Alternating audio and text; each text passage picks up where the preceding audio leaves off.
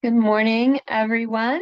Welcome to today's webinar. We will give just 20 or 30 seconds for people to connect to audio and get settled, and then we'll start today's webinar.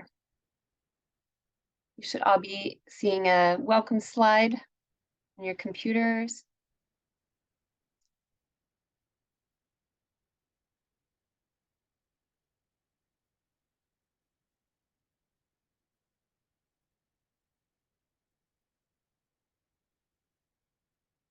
I will go ahead and kick us off here. I think all systems are go on our side. So good morning, everyone, and thank you for joining us today for today's webinar, highlighting programs available to Illinois farmers through USDA's Partnerships for Climate-Smart Commodities projects. This is the final webinar in ISAP's summer series, and we're so glad that you are with us on this warm, muggy morning. My name is Jean Brokish. For those who don't know me, I'm the Deputy Director for the Midwest region of American Farmland Trust, and I serve on ISAP's Board of Directors. And I'm joined today by my fellow board member, Megan Miller from the Illinois Soybean Association. And a little bit about ISAP for those who may be tuning in for the first time, or a refresher for those who've been attending past webinars in our series. The Illinois Sustainable Ag Partnership, or ISAP, is a coalition of organizations working to improve soil health and water quality, and really just strives to provide information and education in the area of conservation cropping systems. The organization formed back in 2015 in response to the Illinois Nutrient Loss Reduction Strategy, which really serves as our kind of our North Star. And we focus on providing a unified voice from our 15 member organizations and really focus on best practices for the ag sector to reduce nutrient loss and meet those sustainability goals. We created this webinar series to provide that unbiased, pragmatic information to Illinois farmers and farm advisors and landowners about the many opportunities available through USDA's Partnerships for Climate-Smart Commodities funding. And this, cumulatively, the investment from USDA is over $3 billion, and it's being awarded through approximately 140 projects across the US. And many of those projects fall outside of Illinois, or they cover multiple states, but there are 23 of those funded projects that include Illinois as a target. And really this creates a tremendous opportunity for farmers in Illinois and across the country to try those climate smart practices like cover crops, no-till, and perennial or agroforestry practices. And as a reminder, ISAP is really providing this information today, not as an endorsement for any specific program or company. Really, our goal is to bring this information forward for farmers in a simplified, easy to digest format. And so all of our webinars highlighting these different programs are being recorded for future review. And we also anticipate or hope to create some sort of static resource or table comparing the different programs after the series is completed. So let's dive in. For today's discussion, we'll be hearing about two programs. The first is Expanding Agroforestry Production and Markets. It's a program presented by the Savanna Institute with multiple partners that I think Fred will share with us. And then our second portion of the webinar time will be spent learning about Field to Market Innovative Finance Initiative grants. Each presenter will have some time to share information about their programs and respond to some audience questions. And as in the past, we have asked our presenters to provide a breakdown of incentives available to a hypothetical farm in McLean County, Illinois. So our hope or our vision of having everybody go through this exercise is that this kitchen table calculation provides a better understanding, an apples to apples comparison of how these different programs work. And in this situation, we have our 1,000-acre farm that has been using primarily a corn and soybean rotation, and since 2008 has been using 2 tillage passes ahead of corn and no-tilling soybeans, and began experimenting with cover crops in 2021 on a few acres. and is now ready to scale up and is ready to, work with one of these climate-smart commodity projects, and looking at, expanding cover crop acres in 2024, and then shifting to strip-till corn and reduced nitrogen in 2025, and then continuing to expand those cover crop acres over the next couple of years. So this is kind of a journey that this farm is ready to take, and we are asking our presenters to really help understand what the financial incentives or what the program benefits might be to this farmer. And with Fred's case, with the Savanna Institute, it also has a focus on perennial agriculture, agroforestry. So we'll be integrating some trees and buffers in that scenario. So again, this is hypothetical, but hopefully it is helpful to see how your own operation may fit into some of the programs available today and highlighted in recent webinars. Finally, before I hand it off to our presenters, a few quick housekeeping tips. We are in webinar mode, so the audience is muted, but we do encourage questions coming from you, and you can use the question and answer function on the bottom of your Zoom window to submit questions for the presenters, and we will have some time at the end to do that. So let's go. First up, we have Fred Iutzi with the Savanna Institute, and he will be discussing expanding agroforestry production and markets. And a little bit about Fred. He's the Director of Research and Commercialization at the Savanna Institute, an Illinois and Wisconsin-based nonprofit organization laying the groundwork for widespread agroforestry in the Midwest. They conduct research, farmer engagement, value chain development, and educational programs. And he and his colleagues really believe that agroforestry, which is the integration of trees and other crops and livestock, has major potential to increase productivity of U.S. agriculture, both from a food production as well as ecosystem services, and can be integrated on small scale, large scale farming systems. Fred has a range of previous roles in agriculture research and economic development, most recently having worked at the Land Institute and at the Illinois Institute for Rural Affairs. He received his MS in Agronomy and Sustainable Agriculture at Iowa State University and a BA in Geography at University of Missouri. Fred is also a CCA, and he grew up on a multi-generational family grain and livestock farm in Western Illinois and now resides with his family in Bloomington. So Fred, I will turn it over to you, and I know you have some slides to walk through. And we'll do some questions. Thank you. Yeah, thanks, Jean, and thanks to ISAP for putting this series together. You can advance to the first slide here, please. So this is the Expanding Agroforestry Production and Markets for Producer Profitability and Climate Stabilization Project. This is a 30-state, so essentially national project led overall by the Nature Conservancy, a North America Agriculture Office. The Savanna Institute is the regional lead for the upper Midwest region of the project, which includes the state of Illinois, and so will be the farmer-facing presence here. So the overall concept is $36 million in farmer incentives that we expect will result in 30,000 acres of new agroforestry plantings here over 5 years of this project.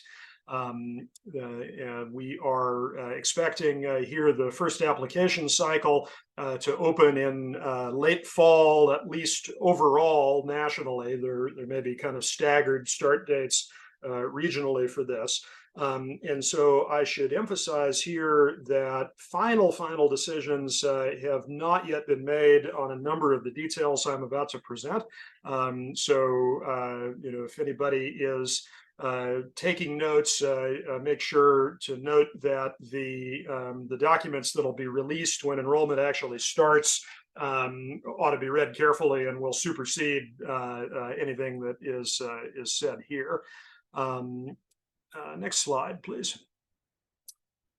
Yeah, so this is a map of the overall project. Wanted especially to touch on this in case any of you are advising or otherwise in contact with interested farmers in neighboring states. If it's Iowa, Wisconsin, Indiana, that's also the Savanna Institute as the regional lead. Missouri farmers would contact the Center for Agroforestry at the University of Missouri. Ohio and Kentucky farmers would contact Virginia Tech University. Also, we do have a state that I just noticed here yesterday is called Alaskan Saw that apparently we've added to the union in the course of the project here, according to the labeling at least. Next slide, please. So the eligibility requirements are, kind of will accommodate here intentionally small scale systems and large scale. The acreage floor on what can be enrolled will likely be as low as 5 acres. We don't anticipate setting a maximum acreage limit, but we do anticipate setting a maximum incentives received limit that will likely be a little under $500,000 per farm business, farm family kind of a concept here. The practices here are new plantings of 3 agroforestry practices, any one or a mix of these, alley cropping, windbreaks, and silvopasture, and I'll explain in a moment what those represent. And yeah, so this is focused on incentivizing new plantings. Next slide. So this photo here gives a feel for what newly established practices might look like. This is an alley cropping system on the Savanna Institute's Hudson demonstration farm, about 8 miles east of Champaign-Urbana here. This is a demonstration of an alley cropping system that includes timber trees and then conventional corn and soybean production in the alleys. And you're hearing some alley cropping terminology here, that you've got tree rows or tree blocks, and then alleys that remain in some other crop in between. Alley cropping can work at a whole range of scales. This site here is demonstrating alley widths of up to 120 feet, which is what's going on in the alley that the combine is active in this photo here. And also alley widths are visible here down to 40 feet. So there's quite a bit of ability with this practice to tailor it to field operations needs or preferences, to the future goals of the farm enterprise, whether that includes indefinitely continuing crop production or phasing in more tree production over time. But so alley cropping is designed to accommodate a couple different kinds of cropping at once, and then ideally to capture some synergies here between the trees and the row crops or understory crops in the system here. Next slide, please. So the first photo here on the left shows what a narrow alley cropping system looks like when the trees are closer to mature. So just to get a feel for that. And then there's photos here of the 2 other projects that are covered here. Windbreaks here in the upper right-hand corner are a practice that is essentially linear plantings of trees, as almost everybody no doubt knows, either on the perimeter of a field or sometimes it can be placed in the middle of a field. And here the emphasis is really using a relatively small amount of perennial vegetation and really emphasizing the idea of positive synergies with crop production, essentially trying to buffer the row crops from wind and heat stress here. So that's a covered practice. And then finally, silvopasture is covered. These are tree plantings in conjunction with pasture, with forage crops that livestock are grazed on. Silvopasture tree plantings can be linear, they can be rows of trees, or they can be scattered trees, they can be islands of trees.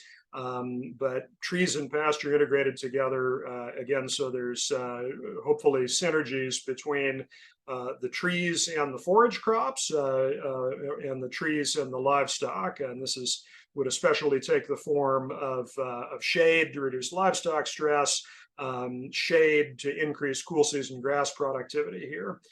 There are other agroforestry practices here, including riparian buffers that are not covered in this PCSC project, but part of the free technical assistance, the free TSP visits that that people will receive as a consult from the start. Will be sort of getting clear on what practices might make sense for a given farm.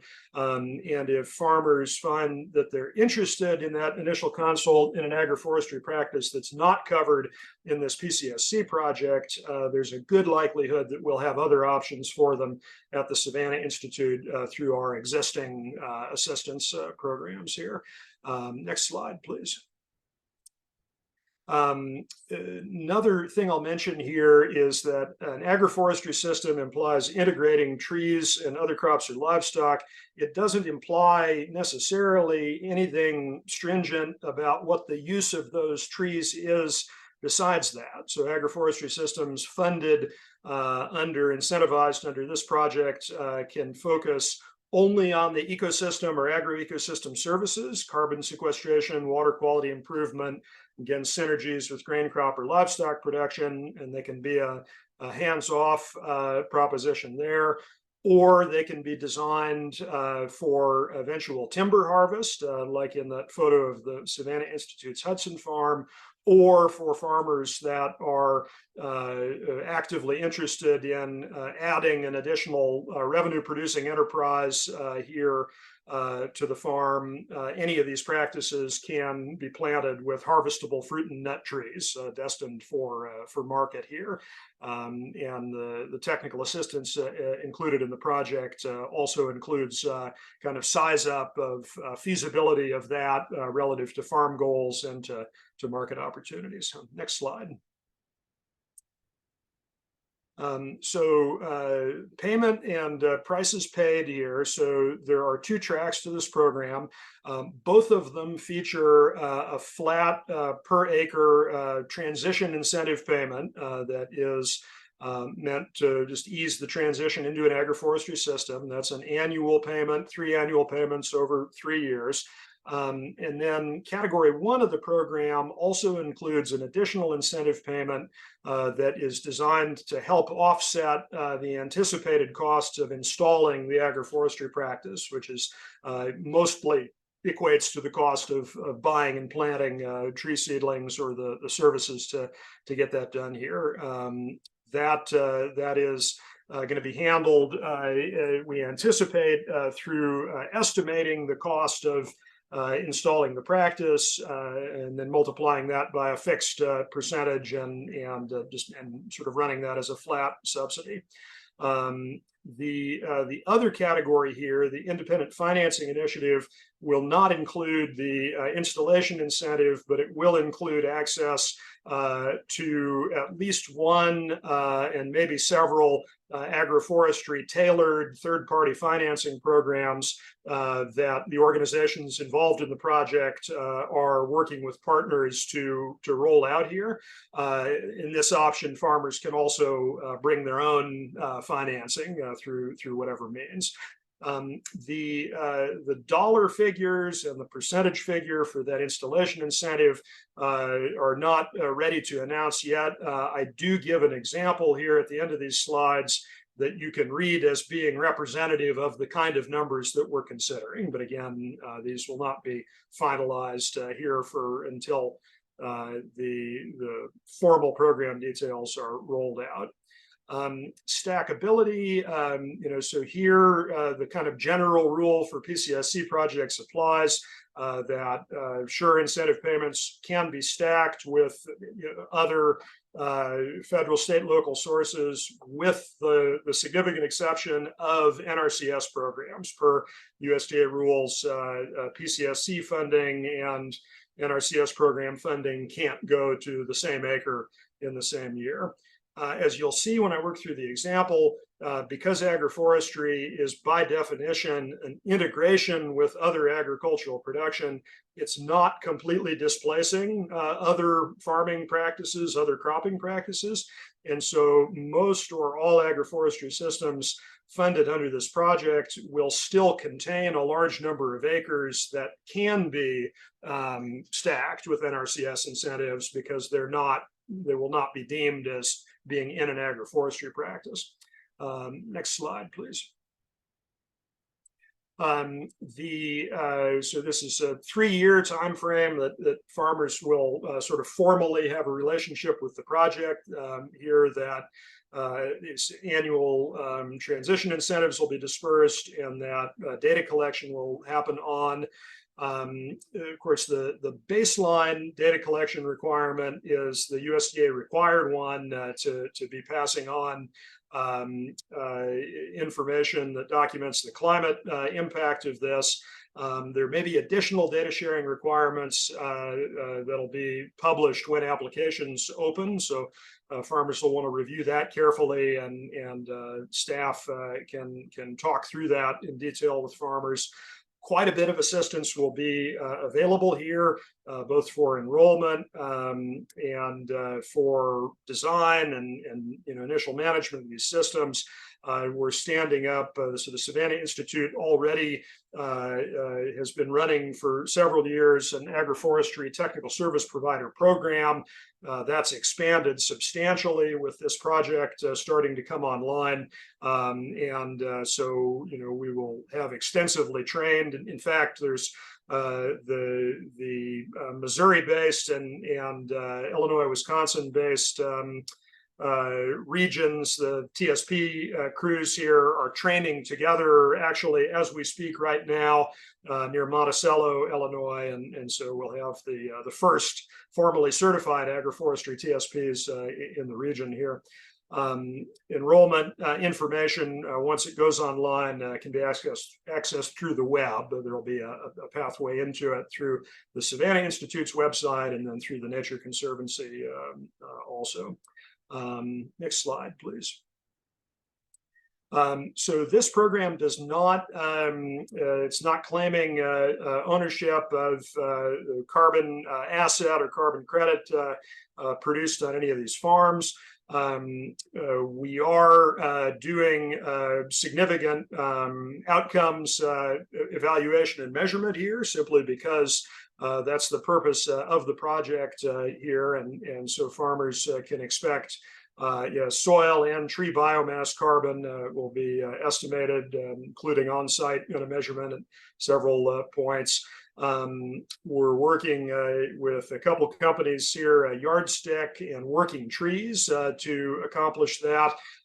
There may be university or nonprofit researcher involvement in this too. That'll be described in detail in the final details.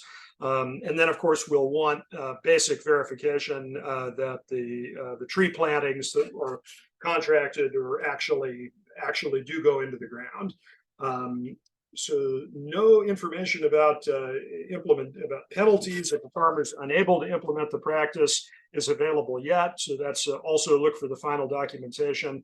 I'll say I think it really, whatever form that takes, is going to focus on very likely on simply making sure that a farmer makes a good faith effort to actually implement the practice here. Next slide, please. Yeah, so then getting into the example farm here, so the parameters here are a 1,000-acre operation.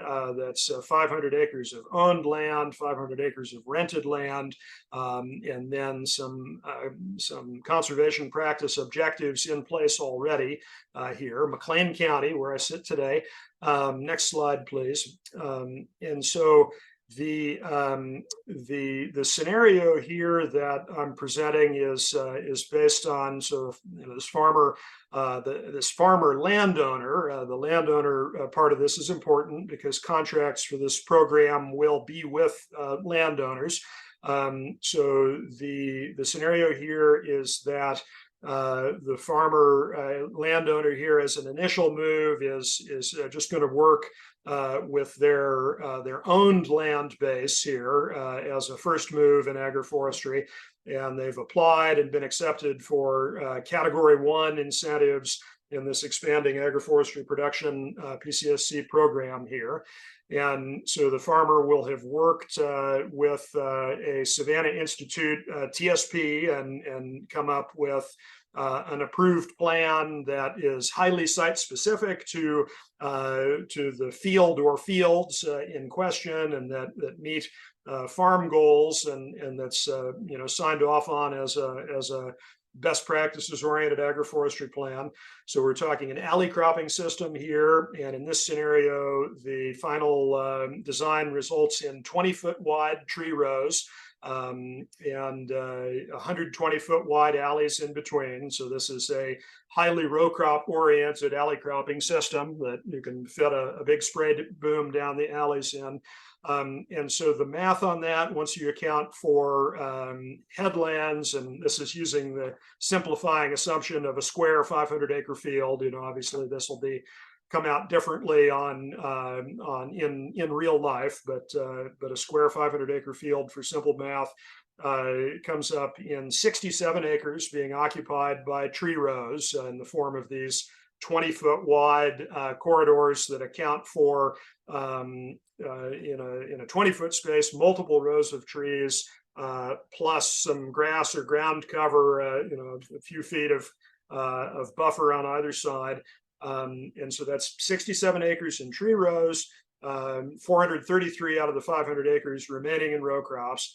And then for the purposes of this example, we're going to assume that the transition incentive payment rate is $150 an acre per year, that the project has officially estimated that the cost of establishing this practice is $1,000 an acre, and that the installation incentive percentage has been set at 75%.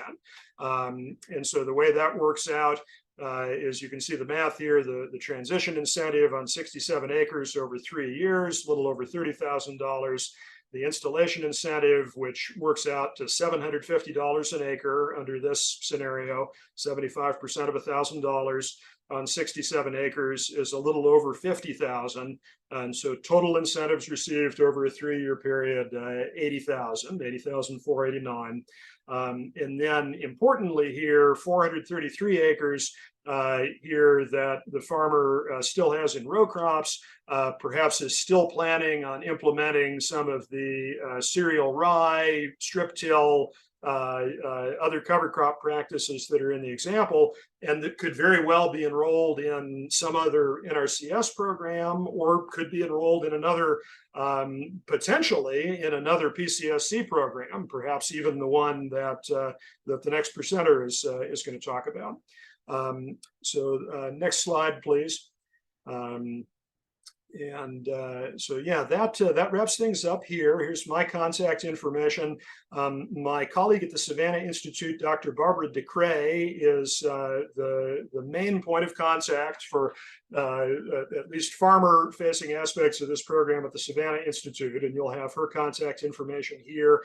She's out of the country at the moment, but will be back September 5th. I'm happy to take questions in the meantime. A couple important websites here. We don't have much PCSC specific information on our own website, the Savanna Institute, yet, but there will be a nice page on that that'll come up when enrollment opens.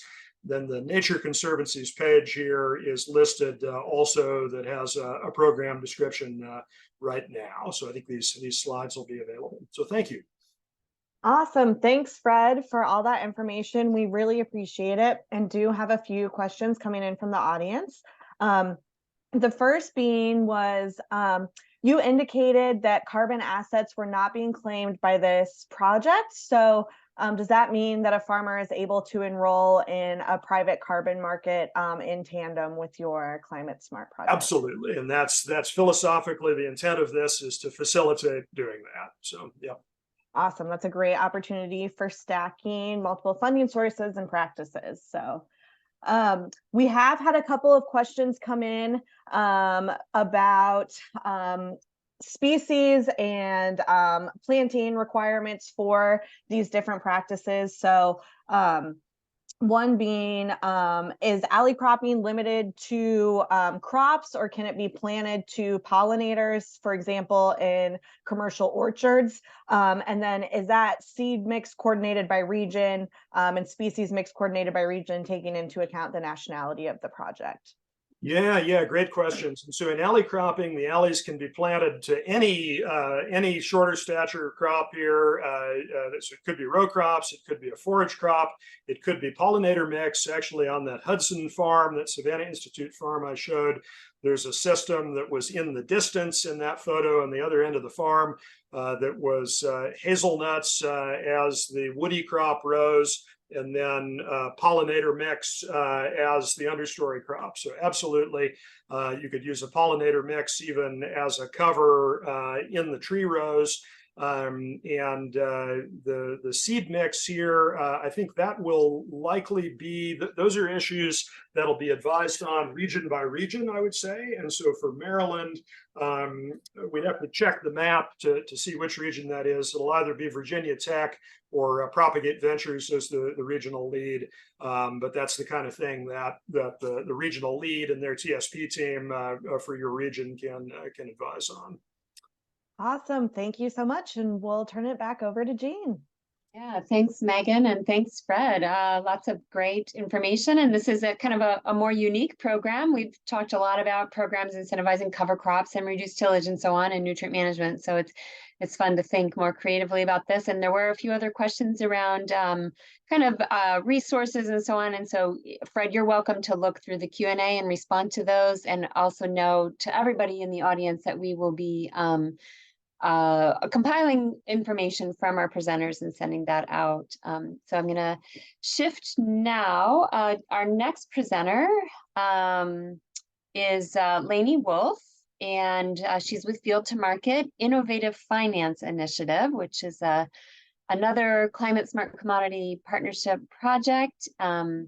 Lainey serves as Field to Market's Director of Grant Programs, where she is the lead on this Climate-Smart Commodity project. And prior to joining Field to Market team, Lainey served as the manager of international programs for American Seed Trade Association, where she managed federal grant programs focused on export market development, led international policy discussions, managed projects with international organizations and U.S. and foreign governments, and domestic and international ag industry. So lots of players and moving parts there, Lainey. Lainey holds a Master of Science in Ag Leadership, Education, and Communications with a Bachelor of Science in Bachelor's in Animal Science from Texas A&M, and has also a certificate in nonprofit management. Sorry, all these words in bios always trip me up. So many long, multi-syllable words. Yeah. Yeah, so Lainey was born and raised in Detroit, Texas. When I first read her bio and was reading it through my mind, I was like, oh, don't say Detroit, Michigan, it's Detroit, Texas. And she now resides on a cattle ranch in Montana. So thank you, Lainey, for joining us today. And I know you have similar slides to run through, and then we'll have some question and answer time for you. All right, thank you. All right, so first of all, Field to Market is the Alliance for Sustainable Agriculture. And really, we just bring together a diverse group of grower organizations, agribusinesses, food, beverage, apparel, restaurant, and retail companies, conservation groups, universities, and different public sector partners to define, measure, and advance the sustainability of food, feed, fiber, and fuel in the U.S. So we're a relatively new nonprofit organization, but doing some really exciting things with this grant. So we'll get into that on the next slide. Okay, so Field to Market was awarded a $70 million Climate-Smart Commodities program. Within that $70 million, there are really several different programs that fall within it, and a few of those do fall within Illinois, so in the neighboring states. So I will be talking today about the Climate-Smart Practice Link Crop Plan with Growers Edge, Practical Farmers of Iowa, and PepsiCo.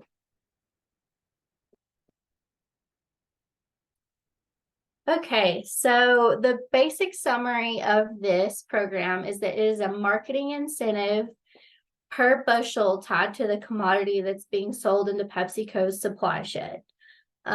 There's also an opportunity for a yield warranty program with Growers Edge. This states that this program is eligible for Iowa, Illinois, Missouri, Minnesota, North Dakota, and South Dakota. And that should say corn and soybeans, I believe. But yes, next slide, please. Okay, so there are not really a minimum or maximum that I'm aware of at this time as far as acreage to enroll, but the goal for this program is 2.8 million acres by the end of the grant. Eligible practices are cover crops and nitrogen reduction. Okay, so a little additional info about these programs. So we'll just kind of break them up into two different programs. So first, let's think about the cover crops, the marketing incentive here. So basically the USDA funds will flow to Practical Farmers of Iowa to provide that technical assistance to all the farmers that are planting the cover crops, just in the traditional NRCS 340 standard practice that you might think of. And, they'll be able to advise all the farmers and then PepsiCo will pay PFI directly for those commodities. So that's how that incentive works. And then PFI will perform the technical assistance, the measurement, monitoring, and verification, and help determine what practices are going to be the most successful and advise on those and hold events. And then for the second part of the project, there's a yield warranty with Growers Edge. So PepsiCo will be paying the financial assistance to growers who show a yield reduction of 5% or more based on historical data. So that is going to come out to $35 an acre if it's 5% or more in any reduction. So USDA will be providing the technical assistance. We'll be paying for the technical assistance to PFI. PFI will work with all of the growers to make sure they understand the 590 practice or nitrogen reduction plan, and then PFI will work directly with Growers Edge to help iron out those crop plans and make sure that the farmers are prepared for enrolling in this program. Okay, next slide, please. Okay, so the payment schedule, I believe, is sorry, I forgot to put this in earlier, but it says here on PFI's website, which I will link back to in the follow-up information, but payments will be processed as soon as all relevant paperwork is received and confirmed as early as November 2023, and all payments will be processed by March 31st, 2024. So this is for the cover crop part of the program. All payments would be fully processed by the end of March in 2024, and then you're looking at the same timeline for any subsequent years. The information for the yield warranty program is not fully updated on the website for PFI yet, but that will be coming at some point soon. So so like I said, the marketing incentive is about 5 cents per bushel for every 200 bushels of corn sold into the supply shed. So that just assumes the average number of bushels per acre, and then it basically comes out to $10 an acre. If you think about it that way, it might be easier. But since we're looking at this at a marketing incentive, we're focusing on that per bushel rate versus the per acre rate, but it's all assuming the average. So, and then the yield warranty is just basic $35 an acre in any scenario where it kicks in. So this program is claiming the carbon credits for Pepsi. So this would not be eligible to be stacked with a privately funded program because this is sort of a privately funded program. However, this is specifically a marketing incentive and not a pay for practice. So there may be opportunities to participate in other federal programs.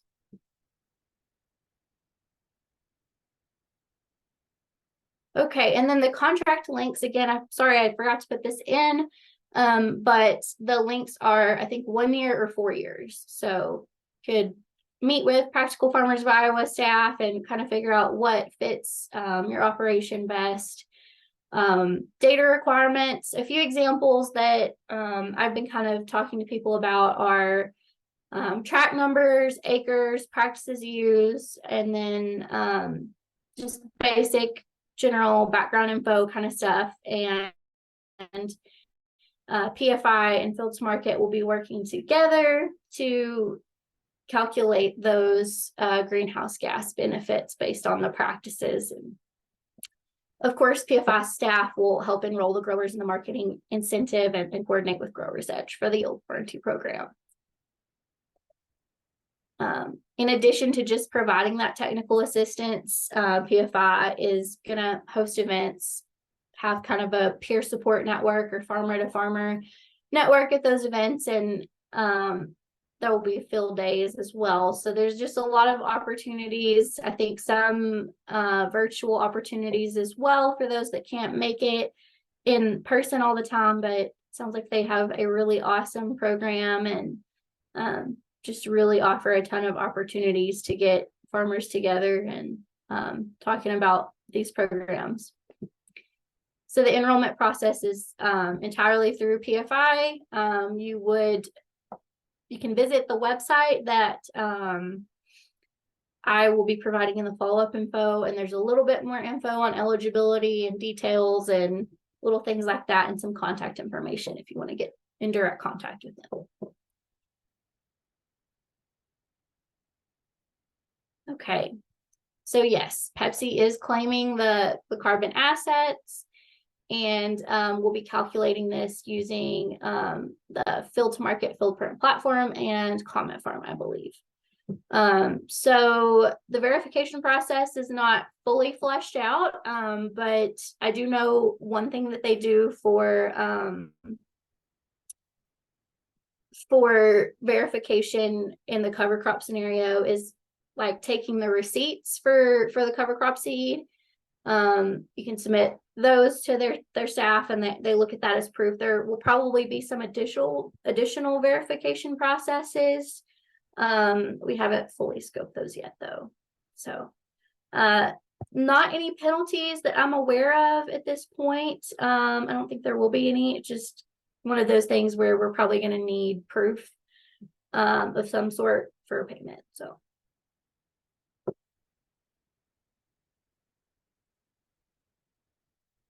okay, and then I don't think I said this up front, but Field to Market's program is not fully in contract yet. We're still negotiating out a few final details within the overall grant, but we're looking forward to having this move forward very soon. So just keep that in mind that while you can work directly with Practical Farmers of Iowa right now, the grant funds are not rolling in at this point, but hopefully should be very soon this fall. So in this hypothetical, and I may have miscalculated, so I think I did on 2025, but we'll get there. So in 2024, if we're looking for basically just the cover crop payments at 5 cents per bushel, averaging 200 bushels an acre over 500 acres, that would be a $5,000 payment. In 2025, I just did the yield warranty because it didn't say anything about cover crops, but I would just assume the same rate. And then it's pretty simple math here. It doesn't really change per year like some of the programs do, where it's like a percentage less or the rate is less after, the first year. It's just consistent across. So the yield warranty is going to be $35 an acre. If you had 500 acres, that would be $17,500. If it was, I think it probably should have been 1,500 acres in this scenario. So you just scale that up on your own, but apologies for misreading that. And then for 2026, assuming you did another 500 acres in cover crops, that would bring you to 1,000 acres in cover crops and basically $10,000. Okay. That's my personal email and phone number if you want to get in touch with me.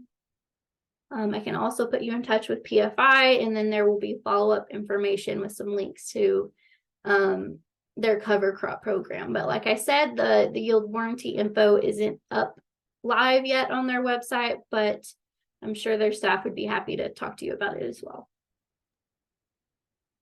Well, awesome. Thank you so much, Lainey, for your presentation. We had a couple follow-up questions and then want to remind the audience to forward or drop any questions for Lainey you have in the Q&A box. The first question we had for you, you mentioned two NRCS codes, 340 and 590. Can you just outline what those are for the farmers on the call? Yeah, 340 is basically cover crops, and then 590 is nitrogen reduction. Awesome. And then a quick question about, you said you had a 1-year contract available and then also a 4-year contract available for the two different tracks in your program. Are you able to enroll in the 1-year program multiple years in a row? I don't see why not. I would specifically recommend talking to PFI about that though, because they're really more the ones that are handling these contracts than me. We're at Field to Market, we're sub-awarding to PFI in this scenario. So awesome. And so we, PepsiCo, it sounds like, is receiving the carbon assets on this. And one question we get a lot is, how do these industry partners respond to a taxpayer that sees taxpayer dollars just routed through private corporations for corporate gains? And kind of another way to think of this is, can you talk about the difference between kind of maybe like scope 1 or scope 3 carbon credits and how that impacts a farmer? Well, I am certainly no expert in talking about carbon credits. I am really just the grants expert here, so I don't want to misanswer that question. But I would say on the front end of that question with the taxpayer dollars and this program is, the funds aren't going to Pepsi here. Pepsi is providing a huge amount of matching dollars that goes through these partners like Practical Farmers of Iowa and Growers Edge to pay directly to producers. So really what USDA is paying for here is helping establish some of these programs that set up a new market. That not only provide more opportunities for funding for farmers to implement these practices, but a huge amount of environmental benefits. So it's definitely not going for corporate gain. They're certainly putting their money where their mouth is on this one, and I think you'll see that reflected across all of the programs. Awesome. Another question is, we know there are actually quite a few partners in Illinois included on this grant. So can you enroll in multiple aspects of this grant program? I would see a scenario where the answer is yes, but would cautiously approach that in the way that Fred mentioned. You're not able to practice, claim the same practice on the same acres. So while different options are available, we have some loan type programs. Maybe there's another acres on your farm or operation where you're doing a different practice that you could certainly enroll in. So that is an option, but would just flag that, we are required to collect those track numbers, collect that basic information on all the farmers that are enrolling in each of these programs, and we'll have to audit those. Yep. Yes, so those understanding what practice codes are involved in each of these programs will be really important for growers as they navigate through that. So we know that this is a 5-year funding time frame. What does success look like for you after the 5-year period? And then Fred, if you are still on and want to share what that looks like for your program as well, we'd love to hear from both of you on that. Yeah, I think the goal is reaching farmers, is providing those benefits to them, and getting as many of those climate benefits as possible on those acres and with those farmers that we're enrolling, and really being able to share a success story, not only in metrics, but in the experiences that people have had. We want these programs to go across seamlessly. We want to be able to provide good technical assistance. We want to be there when people have questions. We want these programs to continue on after the life of the grant. PepsiCo is certainly interested in these programs continuing. They want to keep claiming those carbon assets and keep receiving those commodities for a really long time. So success is just seeing this continue, and hoping everyone's happy through the process of it. So that's my basic answer. I mean, we do of course have benchmarks we want to hit for acreage and GHGs and all of those fun things, but really the main thing is seeing these things be successful and continue on. Yeah, for sure. This is a huge public investment, and want to make sure, everyone is feeling like this was, a success. So, Fred, same question. Yeah, and I'll echo, Lainey's philosophy here about we want to see number one, farmers that consider their involvement in the project a success, and that are kind of happy with the trajectory that the practice, in our case, tree plantings that have been undertaken is on here. Obviously, especially for planting trees, the real payoff in terms of benefits on the farm and in terms of carbon, there are benefits in the first 3 years, the first 5 years, but the biggest period of carbon payoff for this is farther out than that. So we certainly want to see these plantings on a steady trajectory towards successful establishment and full maturity. And we want to see farmers, have the knowledge and the resources and kind of be empowered to take these tree plantings, these agroforestry practices in whatever direction they want, including to have the wherewithal to enroll them in carbon markets or other incentive programs. And so the thing about this agroforestry project here is the regional leads throughout the country are all entities that have a long-term commitment to agroforestry. And so we think there's very strong likelihood that we're all going to be around to continue here engaging the farmers that start in agroforestry through this over the long haul, and hopefully we can get a lot of things done together over years. So awesome. Yeah, it's a long-term change, and I think growers will feel comfort in knowing that support's going to be there for the long haul. So those are all the questions. We have from the audience. We have one more question really quick for you, Lainey, since we've still got a little bit more time. For your premium program, did you show one for soybeans, and is there a premium for soybeans? Or is it just for corn? Don't think that there's a premium. I'm thinking that maybe just the cover crop program is for corn, and then the yield warranty is eligible for both. But I would say reach out to PFI to be sure. There may be.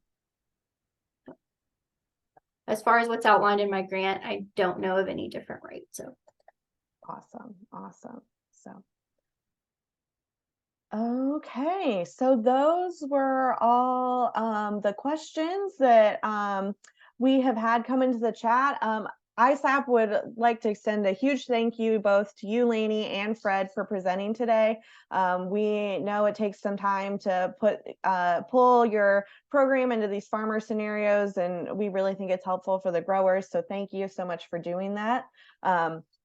For the audience, this recording will be posted on ISAP's YouTube page. We will also be sharing in a follow-up email the recording and any handouts that were provided from Fred or Lainey. And we really appreciate you being on with us on this Friday morning. And we would encourage you to sign up for our mailing list as well. We have been through, I think, 6 or 8 of these now. But as Jean said, there are 23 programs available in Illinois, and we want to get that information out to you as it's available to us. So stay tuned to ISAP so we can host more of these webinars and get this climate smart information out to you as an audience. So again, thanks to Fred and Lainey, and everyone enjoy the rest of your Friday.